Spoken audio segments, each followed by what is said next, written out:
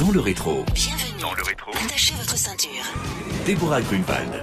Bonjour à tous, contente de vous retrouver pour une nouvelle balade en voiture et un nouveau numéro dans le rétro. Aujourd'hui, un beau gosse s'il vous plaît. Oui, j'avais envie de me faire plaisir, faut bien en profiter de temps en temps. C'est Vincent Niclot. Bonjour Vincent. Bonjour Déborah, ça commence bien. Chanteur ténor, près d'1 million d'albums vendus en 4 ans.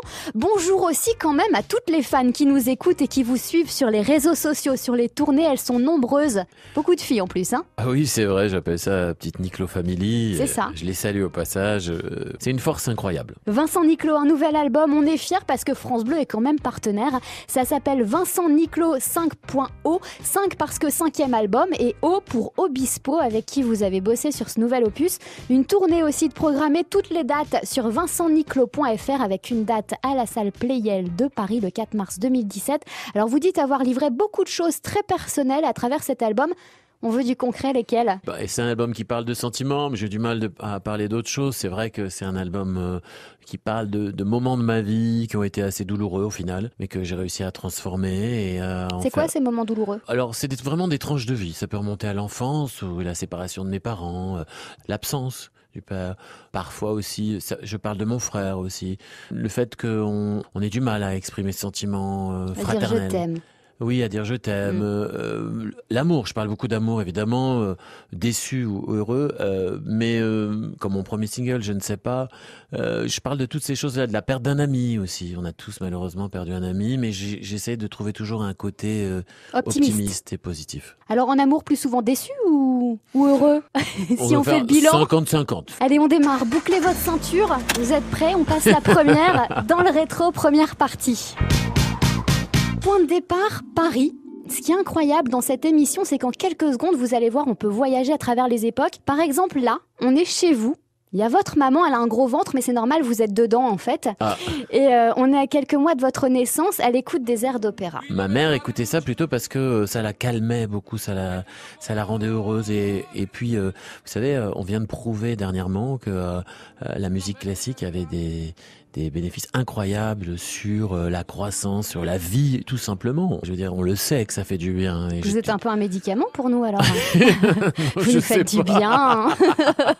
Écoutez, en tout cas, moi, je pense que ma mère a été vraiment très influente dans mes choix, mais après, c'est vraiment mon déclic a été un petit peu plus tard. 1980, vous avez 5 ans, premier concours de chant, vous gagnez. Il y en aura d'autres par la suite. Les années passent, vos parents divorcent. Comment vous avez vécu cette séparation ? Il faut savoir que vos parents, en plus, ne se parlaient plus jusqu'à très récemment. La séparation pour des enfants, c'est toujours compliqué, même si elle se passe bien. Et c'était un cataclysme dans ma vie. Alors, parallèlement à la musique et à la comédie, il y a... Sous le soleil. Il y a aussi... Jusqu'au bout de l'extrême limite. Extrême limite. Et il y a... Nestor Burma. Ah bah oui. Alors ça date un peu, c'est vrai, mais aujourd'hui, si Vincent Niclot devait jouer dans une série, ce serait laquelle ? Game of Thrones, des choses comme ça. C'est ce que j'allais dire. Ouais, un rôle à la Jon Snow. Oh, j'adore. J'adorerais, ça c'est mon... Vous êtes gaulé pareil déjà, donc c'est bon. Je sais pas. On dit que je suis bien gaulé de l'intérieur. En peau de bête, Vincent Niclot en peau de bête dans un remake de Game of Thrones. On peut imaginer ça. Mais ça vous plairait des rôles comme ça ? Oui, j'aime l'extrême. Je vais passer l'accélérateur là, vous allez voir, on va foncer, vous allez avoir de l'adrénaline là. La 7e. Hein. On continue notre voyage dans le temps, on est en avril 2012. Vous rencontrez pour la première fois les chœurs de l'Armée Rouge et là tout s'enchaîne, enregistrement de l'album Opéra Rouge, novembre 2012, premier voyage en Russie, 10 novembre, premier concert au Kremlin devant Poutine. Vous avez échangé avec lui ou pas ? Non, pas du tout. Pas du tout. Je savais même pas qui était dans la salle en fait. Ah ouais ? C'est vrai qu'il y avait Poutine et Medvedev, oui. Ensuite, premier disque de platine, donc avec cet album Opéra Rouge, et enfin, une rencontre. La rencontre. Télétransportation. On est sur un plateau télé pour France 2, silence total dans la salle, vous chantez All By Myself devant Céline Dion.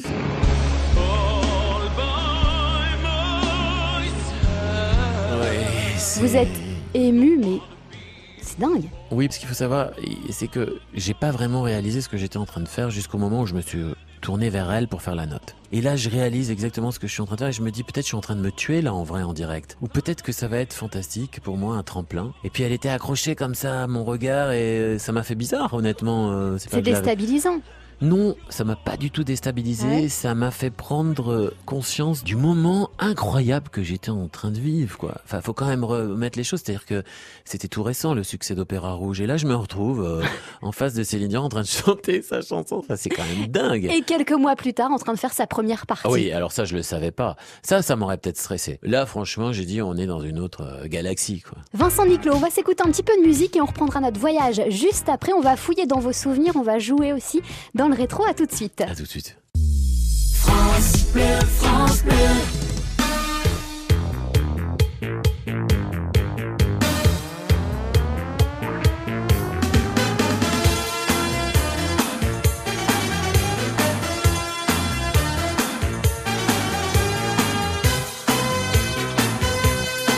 Toute la journée au téléphone ou à taper à la machine, les yeux rivés sur sa Kelton.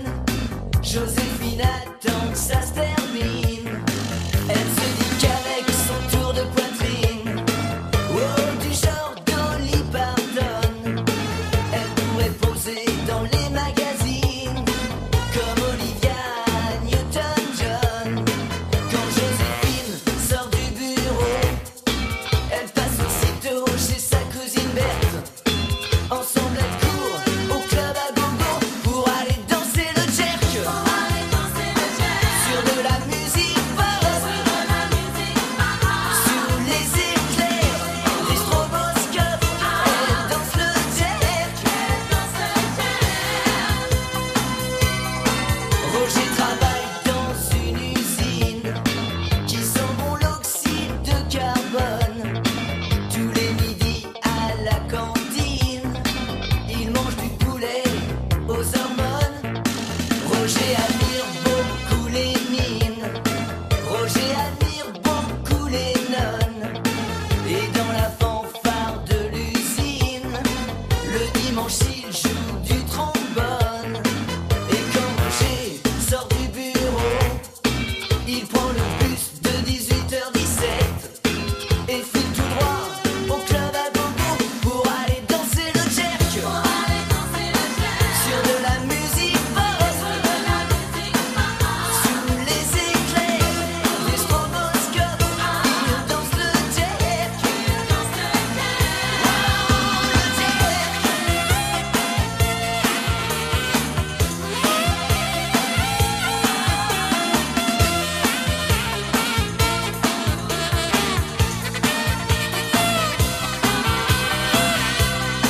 Un soir Roger rencontra Joséphine.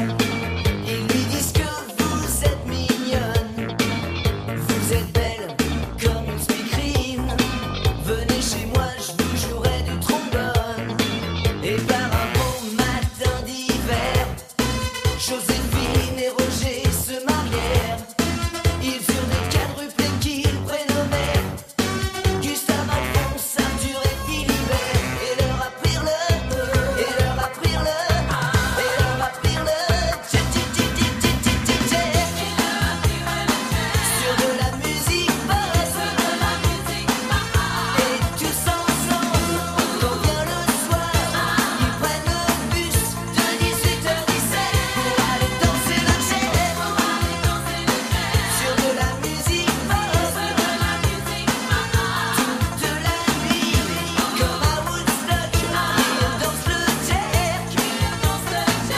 Wow, le jerk.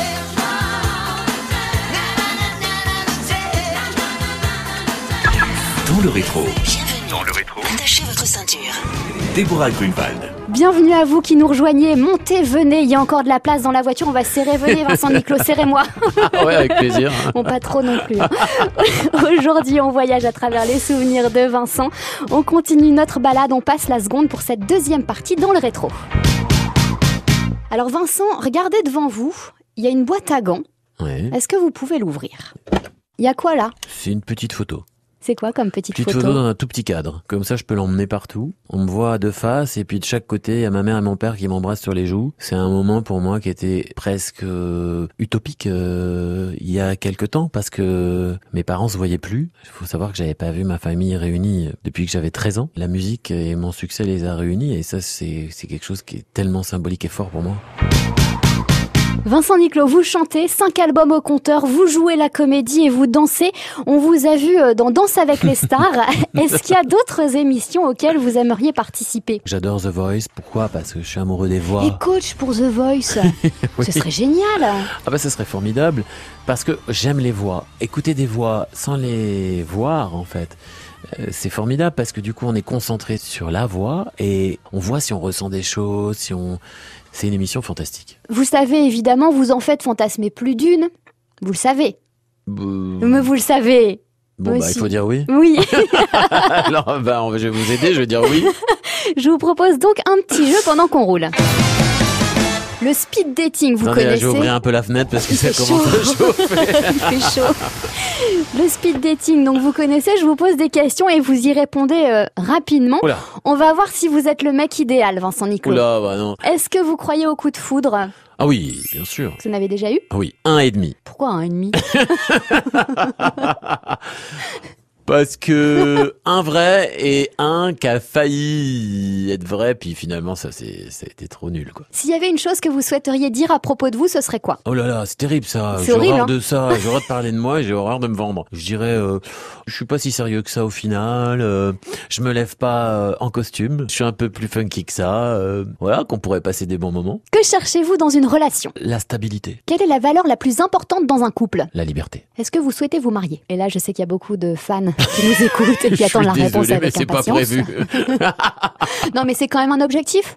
Non, Ah non, non. pas forcément. Bah, c'est-à-dire que moi, j'ai pas un modèle super devant les yeux, quoi. Je crois qu'on réagit comme ça souvent parce que voilà, mon modèle familial est un petit peu, voilà. Ouais, parents divorcés, donc du coup, on Ah, croit oui, plus c'est forcément ça, à je me dis, l'amour bon, voilà. Mais éternel. il paraît qu'il faut jamais dire Fontaine, je ne boirai jamais, donc Exactement. pourquoi pas. On va ouvrir encore un peu plus la fenêtre parce qu'il va faire encore plus chaud. Ah bon, super, ça monte. Le sexe, vous y pensez plusieurs fois dans la journée? Assez de fois pour me tenir en forme. Qu'est-ce qui vous fait rire ou pleurer? Alors, pour pleurer, je suis super bon client. Pour Ah ouais rire, je suis très difficile. C'était quand votre dernière relation? Relation. Vous pouvez préciser?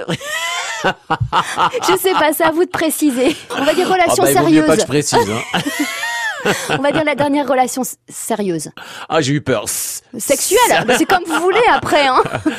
Sérieuse. Il y a 2 ans. Et sexuelle. On va dire que j'aime pas trop compter ces choses-là. Bon voilà les amis, si ce profil donc vous intéresse, vous appelez le 0610. Non pardon, vous appelez la radio. Voilà, vous appelez la radio plutôt et puis on transmettra les candidatures. Dans le rétro de Vincent Niclot, c'est jusqu'à 19h30 sur France Bleu, le temps passe vite. On va faire une petite pause, on n'a qu'à s'arrêter, tiens là sur l'aire d'autoroute, on va allonger les sièges. On va allonger les sièges, mais on va faire une sieste. Et on reprend la route dans quelques secondes. Ça marche. Et vous qui nous écoutez, ne vous endormez pas surtout, on revient tout de suite. France Bleu. Vous faites aimer le cinéma. Combien j'ai sur mon compte déjà 248 596 euros. Je fais des économies. Faire des économies à la manière de Danny Boone, un vrai succès. On n'a qu'à tout recompter, non, c'est plus prudent. Déjà plus de 2 millions de spectateurs pour Radin. Merci pour ce coup de cœur partagé. Je peux faire mieux. Radin, un film France Bleu, actuellement au cinéma. Toutes les infos sur francebleu.fr. Dans le rétro, Bienvenue. Attachez votre ceinture. Déborah Grunewald. Vincent Niclot est toujours avec nous, on est toujours en voiture, vous pouvez remonter le siège, hein, Vincent. Ça y est Ouais. Pour ceux Ça fait qui... du bien cette petite sieste. Ouais, finalement. c'est important de le dire, hein, pour ceux qui nous rejoignent. Pas la peine de vous imaginer Et quoi pas que ce crapuleuse, soit, hein, voilà. non, non, On a juste fait une petite sieste pendant Voilà, la pause. Tout bien, tout honneur. On va redémarrer, il nous reste encore quelques minutes avant d'arriver à destination. On va mettre un peu de musique, il y a 3 CD là juste à vos pieds, je vais vous demander d'en choisir un. Il y a un album de Ok. Pascal Obispo, un de Serge Lama, et Oui. puis le vôtre, le nouveau, Vincent Niclot 5.0. Vous voulez qu'on écoute lequel? Oh, c'est compliqué entre Serge et Pascal parce qu'en Oh bah, fait ils ont. et le vôtre Mais non, mais moi je Ah, vais on pas l'élimine mettre. direct. Bah oui, je vais pas mettre mon Bon. CD. Chronologiquement au Pascal Obispo parce que c'est vrai que On sort du studio, donc on est encore à fond dans l'album. Serge Lama, vous avez travaillé aussi avec lui sur un titre? Oui, sur 2 titres du précédent album. Il y a une anecdote sur Serge Lama, et il faut quand même... C'est là où je dis que la vie est dingue. C'est que moi, quand j'étais pas connu, je suis allé voir Serge Lama en spectacle. Il me rappelle tellement mon père dans la façon d'être sur scène, la voix et tout. J'ai fait carrément un transfert, si bien que à la fin du spectacle, j'ai été choqué et je lui ai écrit une lettre. Je n'avais jamais écrit de lettre à un seul artiste de ma vie, mais j'ai eu besoin de le faire en disant que j'avais été bouleversé par ça. Et des années après, je me retrouve à chanter avec lui et il m'écrit même 2 chansons. Enfin, c'est ça qui est dingue. Et donc quand je l'ai revu, je dis Serge, tu te souviens? Et je sais pas si tu te souviendras, mais il avait jamais eu la lettre. Alors j'étais triste. Oh. Ouais, c'est ça la mauvaise. Mais c'est pas grave, parce qu'après je lui ai présenté mon père, donc c'était cool. Ah, ça c'est super. Comment s'est passée la rencontre? Oh bah super, mon père est un grand admirateur évidemment. On va s'attarder vite fait sur la pochette de votre album, à défaut de se l'écouter là tout de suite. Torse-poil, Vincent Niclot. Ah, mais il faisait chaud ce jour-là, j'y peux rien. Ah ouais, vous qui êtes plutôt pudique, presque toujours en costard. Bah justement, très bon lancement. En fait, je voulais absolument que... ce que j'aime bien, c'est quand on voit une pochette, elle nous raconte ce qu'on va trouver à l'intérieur. Et... je trouve que cet album est beaucoup plus authentique. Il est brut, il est cash. Et cette photo, elle raconte ça. C'est une mise à nu, oui. Si on arrête de regarder dans le rétro et qu'on regarde droit devant, comment vous vous imaginez dans les années à venir? Oh ben, mon rêve, ça serait de continuer à avoir fait de la musique pendant ces 20 dernières années, de m'éclater, d'avoir voyagé énormément en chantant, parce que finalement c'est mes 2 passions, voyager et chanter. Si ça pouvait marcher et que j'aille chanter dans de nombreux pays, rencontrer des gens, des publics différents, ça serait le rêve. Donc c'est boulot, boulot, boulot quoi en gros. Mais c'est pas du boulot. Bon, c'est un plaisir, c'est vrai, mais Non, la c'est vie et une la vie de passion. famille et tout ça, non? Mais ça empêche pas. Bon, Vincent Niclot, on va continuer notre petite balade. Alors attendez, je vais prendre le GPS parce que je connais pas vraiment la route. Je sais qu'il y a la mer entre les deux, donc on va mettre la voiture sur le ferry. Hop, Londres. Ça y est, on y est. On est arrivé à Londres. Pourquoi Londres? Parce que Londres est une ville très importante en ce moment pour moi. J'ai toujours adoré Londres et j'y suis souvent allé parce que j'adore cette ville, elle a une énergie incroyable. Mais là, si j'y vais différemment, c'est-à-dire que j'ai eu l'occasion de sortir un album là-bas en anglais. La première fois que on m'a arrêté dans la rue me disant ah mais vous êtes le chanteur. Ah, on vous l'a posé en français ou en anglais? Non, en anglais. Mais oh, you're the singer, you're the nurse. Ah, mais I saw you on TV. Ça m'a fait bizarre. Et aussi, une fois en bas de la BBC, j'ai eu des gens qui m'ont demandé avec mon album des autographes la première fois. C'est vrai que je me dis, mais waouh, ça fait bizarre, quoi. Ça fait vraiment bizarre de vivre ça dans un autre pays. Il y a des différences entre les fans français et les fans anglais ou pas? Oui. Je dirais que les Anglaises rougissent beaucoup plus vite. C'est vrai? Ah oui, c'est dingue. Vincent Niclot, si vous n'avez pas encore son album 5.0, c'est le moment de vous le procurer. C'est différent, un peu plus pop et toujours aussi puissant. Et puis en plus de l'album, vous pourrez le voir sur scène à Bordeaux, à Nantes, Lyon, Marseille, Toulouse, Strasbourg, mais pas que. Toutes les dates, vincentniclot.fr. Merci beaucoup Vincent, c'était un plaisir cette balade. Ah bah, c'était un grand plaisir aussi. Et on s'arrêtera aussi le 4 mars à la salle Pleyel. Exactement, à Paris, j'avais oublié, très important. On peut y aller en voiture maintenant. On peut y aller même en moto, parce que je sais que vous êtes fan de moto. Oui, c'est vrai. Allez, on est arrivé à destination. Dommage. Merci encore, Vincent. C'est bien, c'était très sympa. Merci.